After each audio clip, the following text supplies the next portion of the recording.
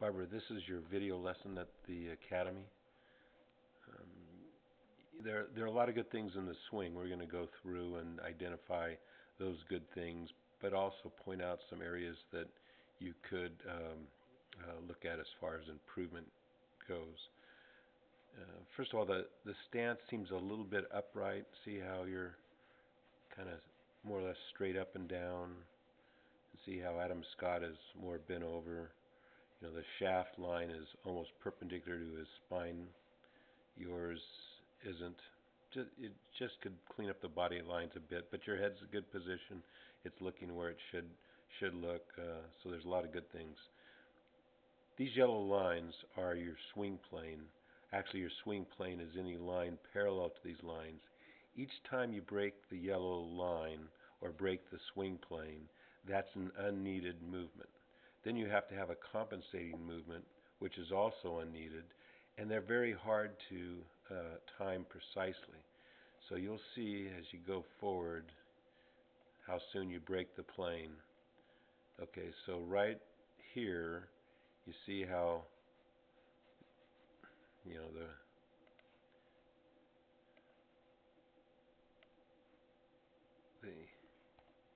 shaft breaks the plane here, right? It's not parallel to one of the yellow lines. So going from, and let's see what happens with Adam Scott. See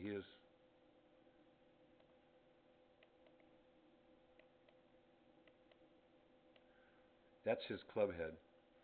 It overlaps his hands and the shaft is parallel to his foot line. You're in here. Now what's going to happen here is it's actually moved maybe 2 feet off of where it should. So you have to get it eventually 2 feet back, and you have to time it. Okay, so now we go back to your swing. You're a good athlete, so you get it right on plane. See how that's right on plane with one of the yellow lines? This one in particular. So that's good. And then you come up, the problem with it being so far off plane, you overcorrect. Now it's off plane again. See how it's not parallel to one of the yellow lines? But having said that, it's a pretty good top position. Like that elbow is in front of your body, excellent. It's pointed down, excellent.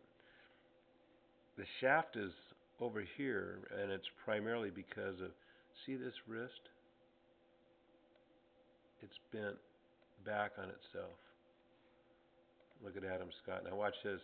See, his shaft stays on the plane the entire time. At the top, see, his wrist is flat. His back wrist is bent.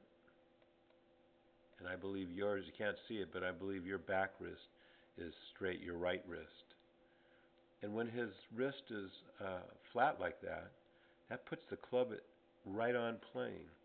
I maintain when you straighten that wrist, your club is going to be out here, right on plane, just like Scott's, not here. So, let me clear that line off here.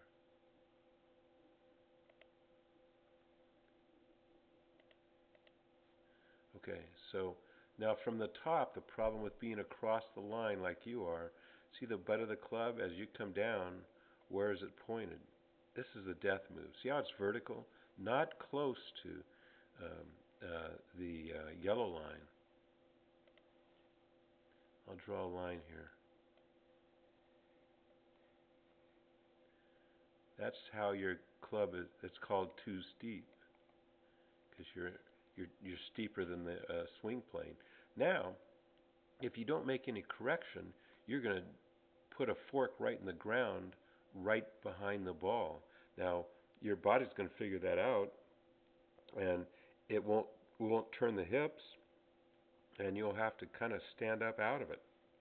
So as you come down, see Adam Scott's right on plane.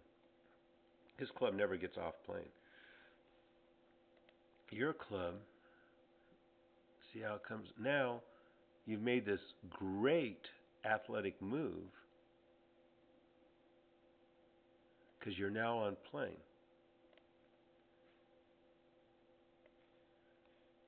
See this? This should be, see it's parallel to one of the yellow lines.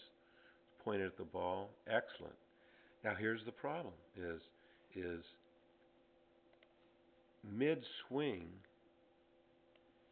your club goes from this red line to the green line.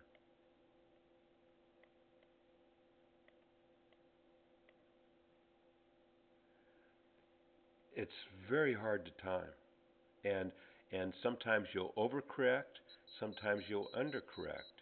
There's where the inconsistency comes in. So it's as simple as that. It's pretty straightforward.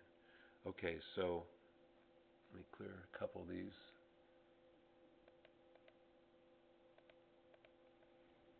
So you come down through here, and the club gets in a fairly good position here.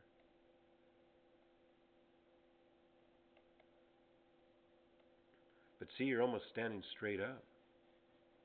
And the reason you're trying to save it. And you exit right on plane. That's really good action there. See that? It's parallel to one of the yellow lines. Excellent. But you had to work really hard to get there.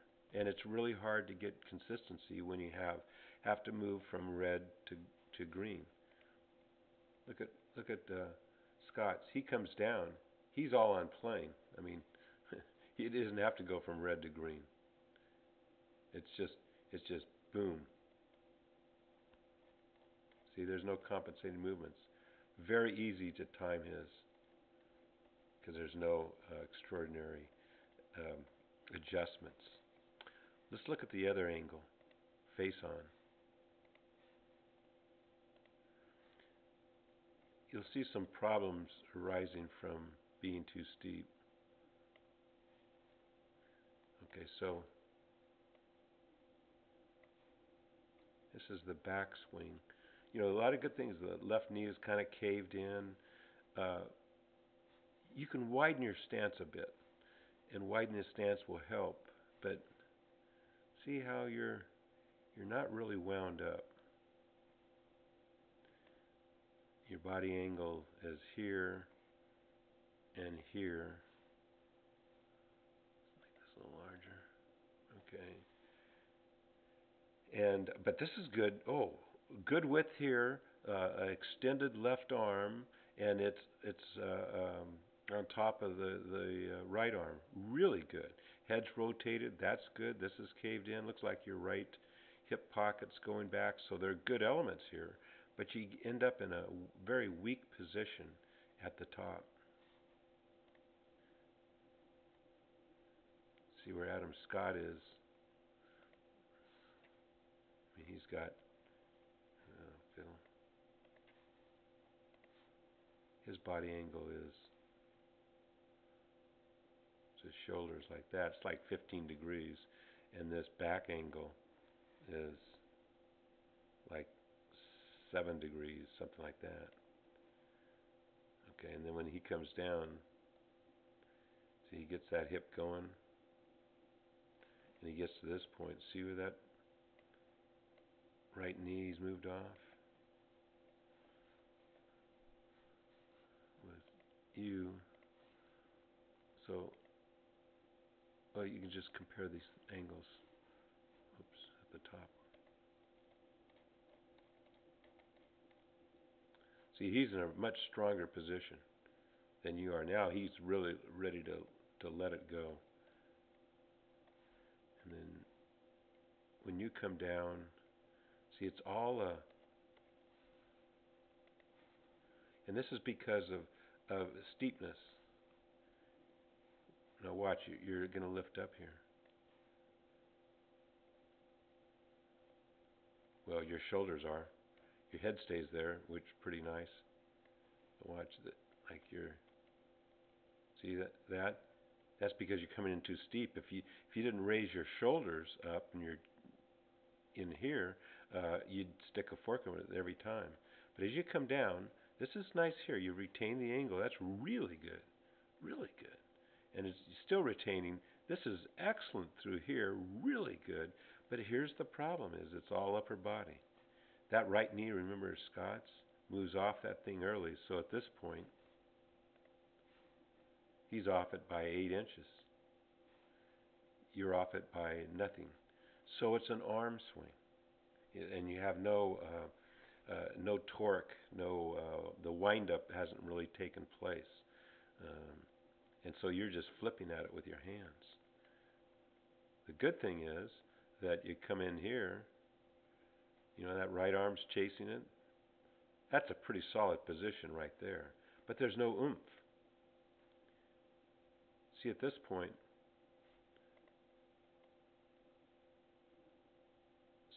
his belt buckle is at the target.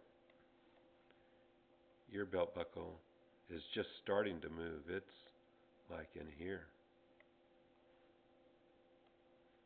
Now you have the flexibility. See that you open up well there. Your belt buckle's at the target, but it's a little late. That's all. So your first move is from the lower body. Watch Mr. Scott's. See how his knee moves away quickly? Bam! And when his knee moves away quickly and his head remains behind the ball, his left hip goes back, clears out of the way to get to that position.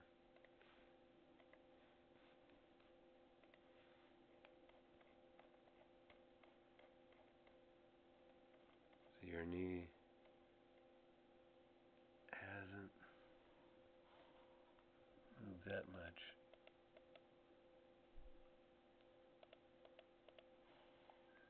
It might have moved some, but hardly any.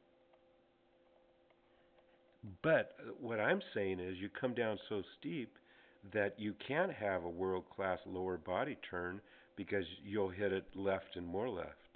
So this is like a prevent thing. I believe if you come down shallow, you're more prepared to get the hip out of the way. Now here's your drill. This is what I say your drill is. And you don't even need a ball. You can do this just in front of a mirror. Take the club right to there, right?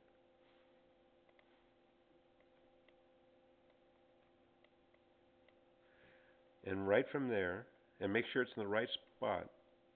And then from there, just go right to the top and hit. Bam. That'll show you what your swing's like with a perfect takeaway. So you're on the range. You take it right back to here. Double check it. Find the ball. Go to the top and hit.